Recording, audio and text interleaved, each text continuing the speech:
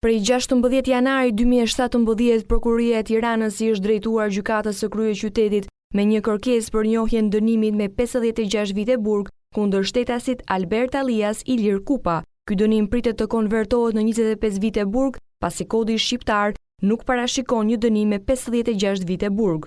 Dosja greke ka mbërritur në Shqipëri për më se një viti, por pas përkthimit të saj, pala shqiptare ka vendosur ta transferojë çështjen në gjykatë, duke kërkuar njohjen e vendimit të dhënë nga gjykatat helene.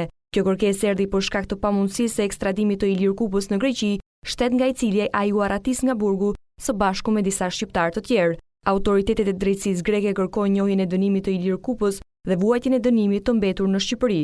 Prokuroria do të kërkojë njohje e dënimit me 56 vite burg, i cili pritet të konvertohet në 25 vite burg. Sipas materialeve të ardhura nga Greqia, thuhet se Ilir Kupa është dënuar 3 herë për 8 grabitje me armë e dhunë, duke u dënuar me një dënim të vetëm prej 56 vite burg. Në vendimin e dënimit, ndër të tjera thuhet se Kupa së bashku me persona të tjerë të identifikuar dhe dënuar në Greqi grabisnin vila dhe banesa. Në vendim thuhet se grabitësit ishin të armatosur me armë, thik, kaçavid apo sende të forta, ku dhunonin deri në plagosje pronare të shtëpisë dhe më pas i grabisnin sendet me vlerë, parat apo bizhuterit.